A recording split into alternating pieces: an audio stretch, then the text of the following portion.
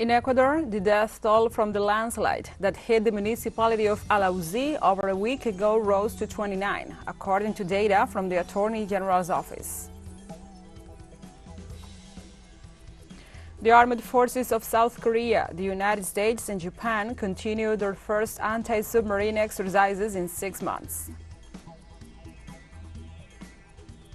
In Syria, at least 2 people were killed after a new Israeli attack in Damascus, accounting as the 4th aggression against the Arab country in a week.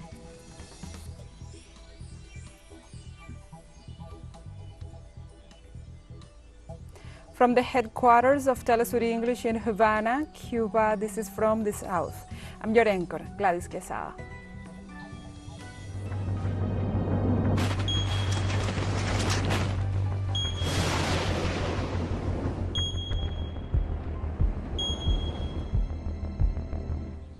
And now we begin with the news. On Tuesday, rains and floods continue in southwestern or northwestern Peru, leaving hundreds of people affected. Dozens of families were forced to abandon their homes due to flooding, while rainfall forecasts for northern Peru continue to exceed 75 millimeters per day in the regions of Tumbes and Piura. As a result of the persistent rains, which have generated avalanches, river overflows, and mudslides, there are road closures in the districts of Sechura and Huancamba in the Piura region. The heavy rains, which increased in the north and center of the country during March following the cyclone Yaku, have left 69 people dead and 80,000 affected by landslides. Also, the floods and mudslides since January.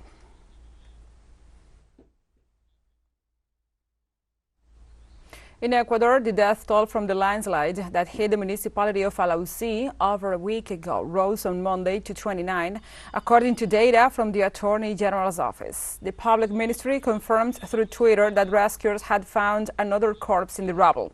They also informed that the rescue efforts are still underway. In its most recent report, published last Saturday, the Risk Management Secretariat indicated that 850 people were affected. Many of them were left homeless and are currently in temporary shelters. In addition, a total of 163 houses were seriously damaged and 57 have been totally destroyed. It is unknown how many people may remain underground, while the danger of further landslides persists due to the presence of cracks higher in the mountain.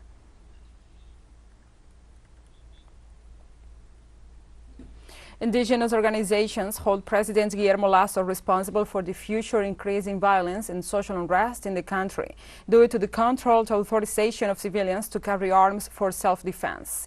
In a statement, the Confederation of Indigenous Nationalities, CONAIE, warned of the rise of paramilitary groups and the assassination of indigenous and social leaders, as well as human rights defenders. In the document, the indigenous group points out that the country has fallen into an abyss caused by a government incapable of fulfilling its obligation regarding security. CONAIE also said the executive is not interested in tackling the causes of delinquency, such as the lack of employment and the lack of access to education and health.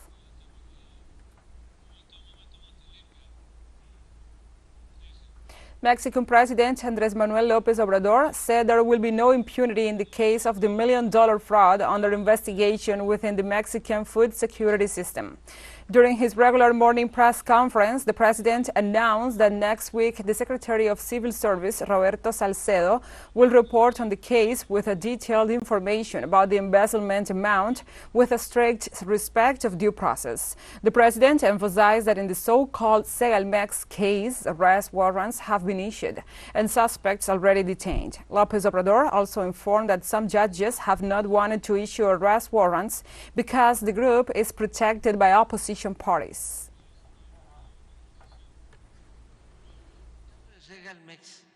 In the Segalmex case, arrest warrants have already been issued, and there are already detainees. And we will clarify, perhaps next week, how the fraud occurred, how much has been recovered, because you are already talking about 15 billion pesos. We will see how much the amount was, how much has been recovered, how much was really embezzled, who are the people responsible, how many arrest warrants have been issued, how many are already in prison, everything. In this sense, the President, Andrés Manuel López Obrador, took the opportunity to emphasize that during his government, there will be no room for corruption and impunity for criminal actions. Zero corruption, zero impunity, not even for my brothers or my children. I was told to represent the people of Mexico and not to allow corruption. On the other hand, the Mexican president said that the National Institute of Migration hired a private company for the security service at Ciudad Juarez station, since not all the required staff of the Federal Protection Service has been trained. It was the Hidalgo and the state of Mexico's private police who guarded the government's offices. The private police were created and they expanded. So when we arrived, we said we were no longer going to use the private police. We're going to have a service that will provide office protection for everything that is needed.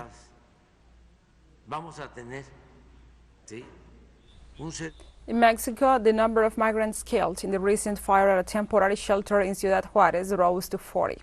The Federal Health Secretariat reports the death of one of the victims, while being transferred to the specialized health centers in Mexico City, along with 5 other patients. The migratory tragedy reportedly left 27 people injured, of which 23 are hospitalized. The Secretariat informed that the transfer of patients to Mexico's capital will continue due to the critical condition of some of the victims. Let's take a short break, but first, remember you can follow us on our TikTok account at TeleSUR English, in which you will be able to see news in different formats, news updates, and more. Other stories coming up, stay with us.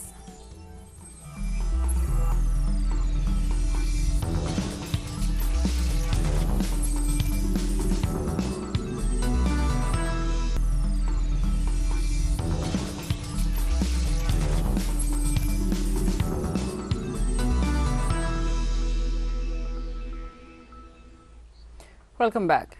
On Monday, in Argentina, the Minister of Security of the Buenos Aires Province, Sergio Berni, was physically assaulted when he arrived at the protest that a group of bus drivers were carrying out in the town of Lomas de Mirador in the district of La Matanza. The workers, who have been demanding for years more security in their working hours, were protesting against the crime of a bus driver, Daniel Barrientos, killed on Monday in a robbery. When approaching the protest to speak, the minister was attacked with sticks, stones, and first blows by the demonstrators. The minister had to be evacuated by infantry of the police amid heavy police repression. According to the Telam agency, a young man was arrested for the murder of Barrientos downtown on Monday morning. The crime occurred in the same neighborhood where Leandro Alcaraz, another driver in the same line 620, had already been murdered in 2018.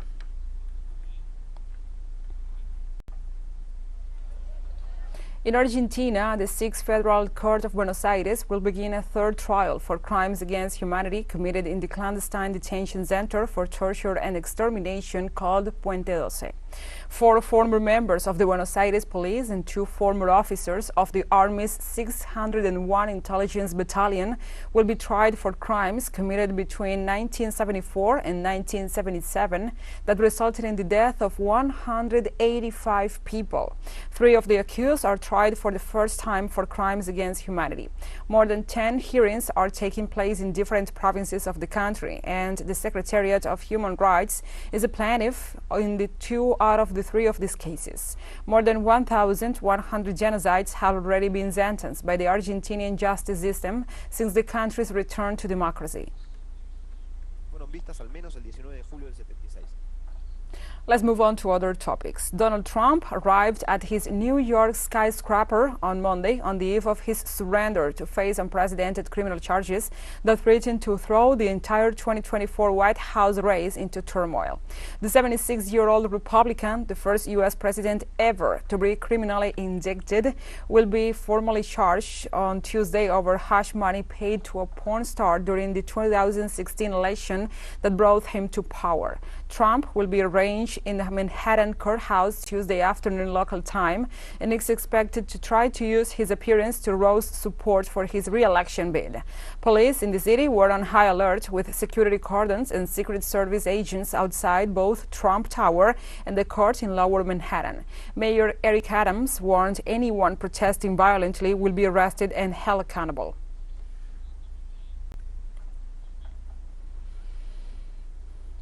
And teachers in the United Kingdom announced on Monday that they will resume strike action for better pay on April 27th and May 2nd, following the rejection of a recent pay offer, the National Education Union said.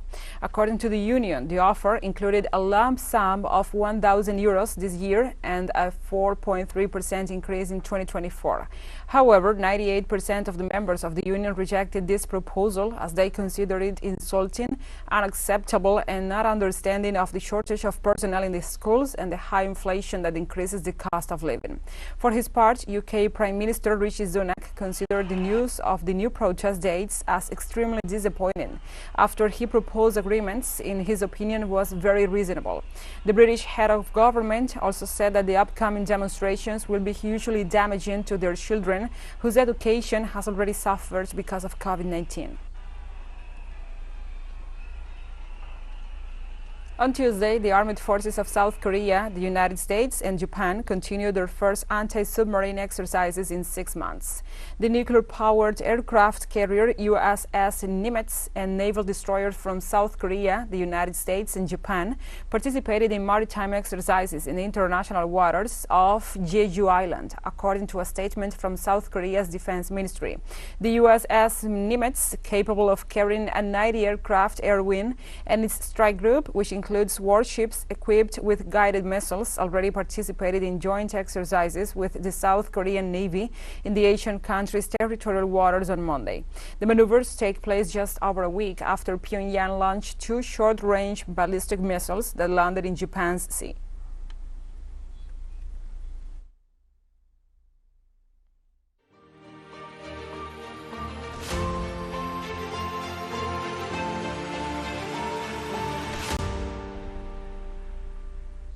Now we address other topics. The Director General of the International Atomic Energy Agency, Rahul Gandhi, will visit the Russian enclave of Kaliningrad on April the 5th to discuss the safety of the Zaporizhzhia nuclear power plant.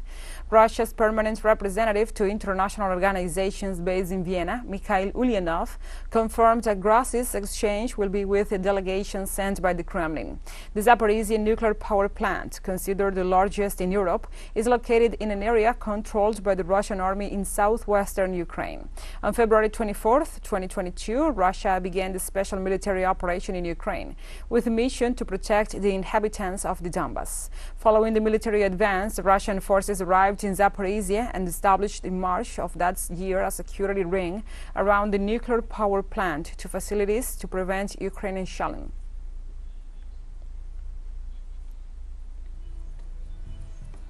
TeleSUR English continues to grow. You can now tune in from 33 different African countries through StarSat. Dial 461 and enjoy our Latin American alternative broadcast. One final short break and we'll be right back. Stay with us.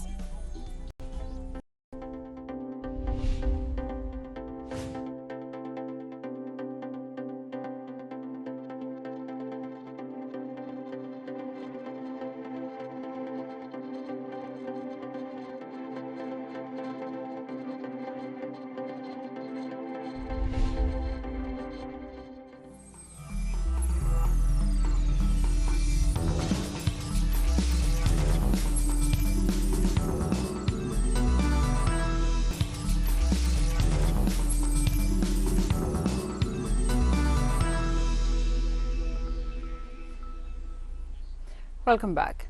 In Syria, at least 2 people were killed after a new Israeli attack in Damascus. This is the 4th aggression against the Arab country in a week. According to preliminary information, the projectiles came from the occupied Golan Heights, and it was specified that one of them was aimed at radar in the Sueda refugee camp, while another one hit a glass factory in the Al-Kiwash area, killing the 2 civilians. Previously, it was learned that the missiles also hit the vicinity of Damascus International Airport, as well as an Iranian compound near the Sayyida Zaybab area, while the Syrian anti-aircraft defense intercepted at least 2 of them. With this new attack, Tel Aviv deepens the policy of aggression against Syria.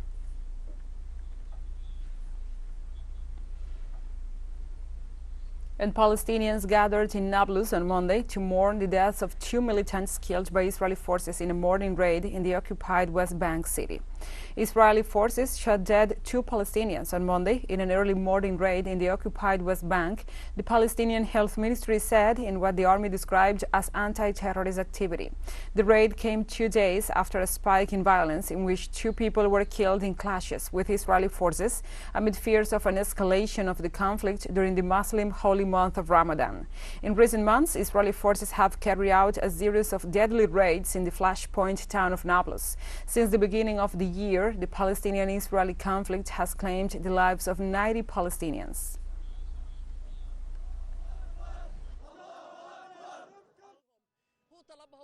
He wanted and he got it. He loved his country and his land. He loved his homeland and all matters. He used to struggle and resist. In every confrontation he was present and resisted. May God be pleased with him. Muhammad hated the enemy, and throughout his life he wished for martyrdom, and God be praised, he got it. In Brazil, the week against Israeli apartheid ended with a total of 32 activities in the continent in solidarity with the struggle of the Palestinian people. According to local media, the weekend mobilization, which was organized by the Boycott, Divestment and Sanctions Movement, seeks justice and respect for the Palestinians' human rights. The events were also linked with the fight against racism, oppression and discrimination around the world. The protesters assured that they will not allow Brazil to be a trade link for Israeli apartheid.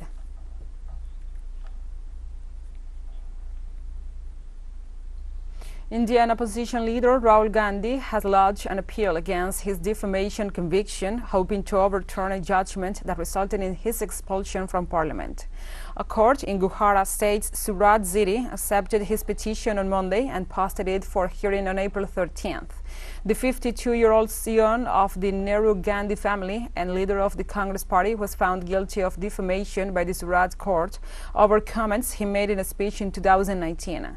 India's parliament disqualified the political leader after the sentencing, as the law that governs elections in India mandates disqualification of any lawmaker who is convicted of any offense and sentenced to imprisonment for not less than 2 years.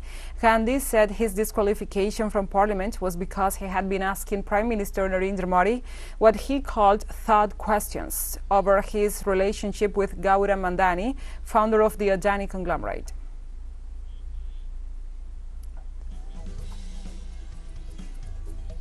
And we have come to the end of this news brief. But remember, you can find these and many other stories on our website at telesurenglish.net.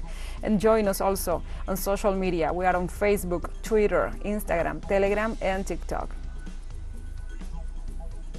For TeleSUR English, I'm your anchor, Gladys Quesada. Thank you for watching.